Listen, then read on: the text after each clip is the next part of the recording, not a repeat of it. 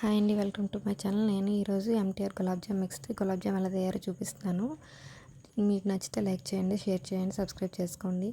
చూడండి, నేను ఈ విధంగా అయితే ఒక బౌల్ కొలతకు పెట్టుకున్నాను. దీనిలో మిక్స్ని యాడ్ చేసి ఒక బౌల్లోకి తీసుకుంటున్నాను. దీన్ని పాలతో కూడా మనం మిక్స్ చేసుకోవచ్చు. నేనైతే వాటర్తో మిక్స్ చేసుకున్నాను. దీన్ని అయితే మనం చపాతీ పిండిలాగా మెత్తగా సాఫ్ట్గా అయ్యేంత వరకు చేసుకొని పక్కన పెట్టుకోవాలండి. బాగా మిక్స్ చేసుకొని చూడండి, నేను ఎలా కలుపుతాను. సేమ్ చపాతీలాగా కలుపుకొని పక్కన పెట్టుకోవాలి.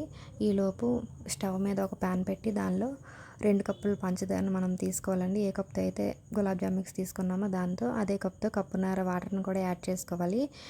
అలా యాడ్ చేశాక మీడియం ఫ్లేమ్లో పెట్టుకొని దాన్ని బాయిల్ చేసుకోవాలండి. బాగా ఇలా బాయిల్ అవుతున్నప్పుడు ఇలాచీని కూడా మనం యాడ్ చేసుకోవాలి.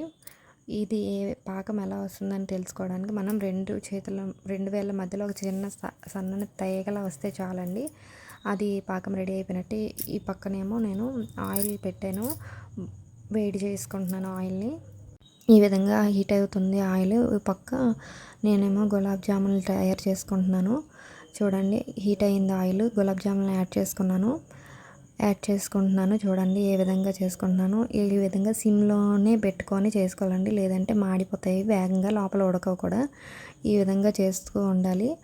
ఈ విధంగా వేగుతుండగా నేను రెండోసారి కూడా తయారు చేసి పెట్టుకున్నానండి. ఈ విధంగా నీట్గా గుండ్రంగా చుట్టుకొని పెట్టుకోవాలి. చూడండి, ఫస్ట్ అయితే వేగిపోయి నేను పాకంలో యాడ్ చేసేసాను. తర్వాత రెండో బ్యాచ్ కూడా వేసుకుంటున్నానండి.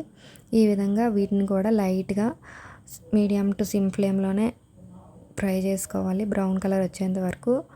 ఈ విధంగా చేసుకున్న తర్వాత వీటిని కూడా మనం లైట్ బ్రౌన్ అయినంత వరకు వేపుకొని బాగా తీసుకొని మనం పక్కన రెడీ చేసి పెట్టుకున్న పాకంలో అయితే యాడ్ చేసుకోవాలి. చూడండి ఏ విధంగా ఫ్రై చేశానో. చూడండి నీట్గా వచ్చాయి కదా.